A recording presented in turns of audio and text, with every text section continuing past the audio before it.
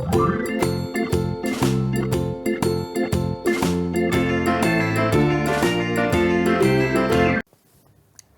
Friends, welcome to Divya vlogs in Telugu. ఇవాళ నేను మీతో గులాబ్ జామ్ నేను ఎలా ప్రిపేర్ చేస్తాను అనేది షేర్ చేస్తున్నానండి. నేను ఈ ఎంటీఆర్ గులాబ్ జామున్ మిక్స్ని, ఇన్స్టెంట్ మిక్స్ ఉంటుంది కదా, దాన్ని తీసుకుని తయారు చేస్తున్నాను. ఎంటీఆర్ బాంబినో రెండు కూడా ఇన్స్టెంట్ మిక్స్లు నేను ఎక్కువగా యూజ్ చేస్తూ ఉంటాను. ఈ రెండు బాగుంటాయి. ఫస్ట్ నేను ఇలా ఒక బౌల్లోకి ఆ పౌడర్ అంతా తీసుకొని దానిలోకి ఇలా వాటర్ మిక్స్ చేస్తున్నాను. ఇది కొంచెం కొంచెంగా వాటర్ యాడ్ చేసుకుంటూ మనకు అది పిండి మొత్తం కలిసేలాగా ముద్దలాగా అయ్యేలాగా చూసుకోవాలి.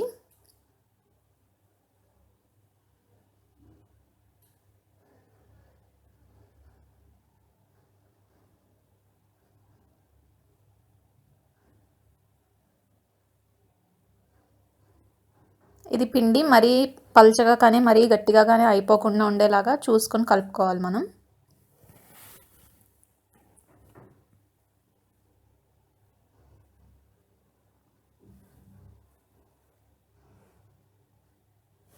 ఇలా కొంచెం దగ్గరకు అయిన తర్వాత దీనిలో నేను కొంచెం నెయ్యి వేస్తున్నాను. గులాబ్ జామున్ స్వీట్ కాబట్టి స్వీట్స్లో మనకి నెయ్యి యూజ్ చేయడం వల్ల మంచి ఫ్లేవర్ టేస్ట్ వస్తుంది. ఇలా నెయ్యి వేసిన తర్వాత మళ్ళీ మొత్తం కలిసేలాగా కలుపుకుంటున్నాను. ఇలా ఒక ముద్దలాగా చేసేసి దగ్గరికి దీని మీద ఒక మూత పెట్టేసి పక్కన పెట్టేస్తున్నాను. తర్వాత స్టవ్ ఆన్ చేసి ఒక బౌల్లో వాటర్ తీసుకుంటున్నాను. పాకం పెట్టడానికి అని చెప్పేసి ఇలా వాటర్ యాడ్ చేశాను. దీనిలో షుగర్ యాడ్ చేస్తున్నాను.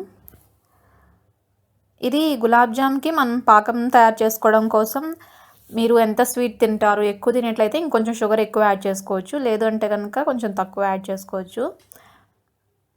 కానీ ఈ పాకం అనేది మరీ గట్టిగా అయిపోకుండా లైట్గా పల్చగా ఉండేలాగా చూసుకోవాలి మనం.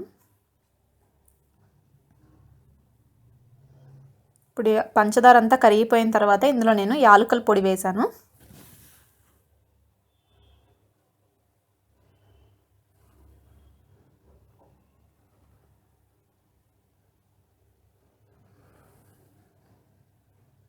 తర్వాత స్టవ్ ఆఫ్ చేసేసి ఈ పాకాన్ని పక్కన పెట్టేసుకుంటున్నాను. చూసారు కదా, ఇలా కొంచెం లిక్విడ్గానే ఉండాలి మనకి, గట్టిగా అయిపోకుండా పాకం.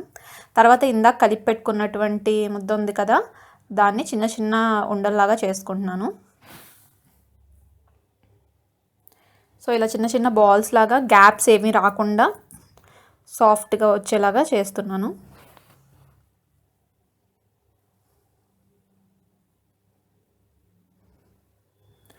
ఇలా అన్ని బాల్స్ లాగా చేసేసుకున్న తర్వాత స్టవ్ ఆన్ చేసి ఒక ప్యాన్లో ఆయిల్ పోసి హీట్ చేస్తున్నాను. ఆయిల్ వేడెక్కిన తర్వాత ఇందాక తయారు చేసుకున్నటువంటి బాల్స్ ఏవైతే ఉన్నాయో వాటన్నిటిని కూడా ఇందులో వేస్తున్నాను. ఇవి మనం వేయించుకునేటప్పుడు స్టవ్ని మీడియం ఫ్లేమ్లో పెట్టుకుని వేయించుకోవాలండి. హైలో ఉన్నా కానీ లేదంటే సిమ్లో ఉంటేనేమో త్వరగా వేగవు. హైలో పెడితే కనుక త్వరగా మాడిపోతాయి, లోపల ఉడకదు. కాబట్టి మీడియం ఫ్లేమ్లో కనుక పెట్టి వేయించుకున్నట్లయితే కనుక చక్కగా లోపల కూడా మనకి పచ్చిగా లేకుండా నీట్గా ఉడికిపోతుంది. ఇవి మనం ఇప్పుడు గోల్డెన్ బ్రౌన్ కలర్ వచ్చేంత వరకు వేయించుకోవాలి.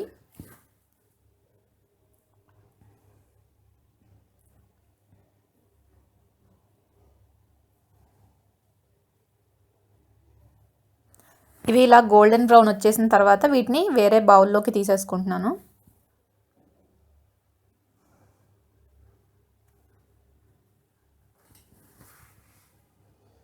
ఇలా రిమైనింగ్ మొత్తాన్ని కూడా వేయించేసుకుని ఇందాక తీసుకున్నటువంటి బౌల్లోకి విడిగా తీసేసుకుంటున్నాను.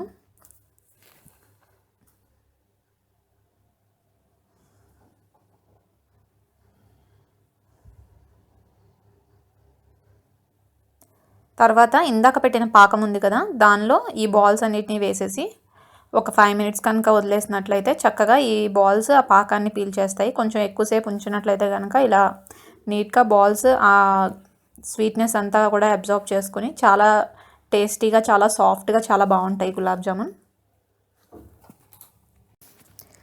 ఇప్పుడు యమ్మీ and tasty gulab jamun ready అయిపోయాయండి. ఈ వీడియో కనుక మీకు నచ్చినట్లయితే లైక్ చేయండి, మీ ఫ్రెండ్స్ అండ్ ఫ్యామిలీతో షేర్ చేయండి, అండ్ మన ఛానల్ని సబ్స్క్రైబ్ చేసుకోవడం మర్చిపోకండి.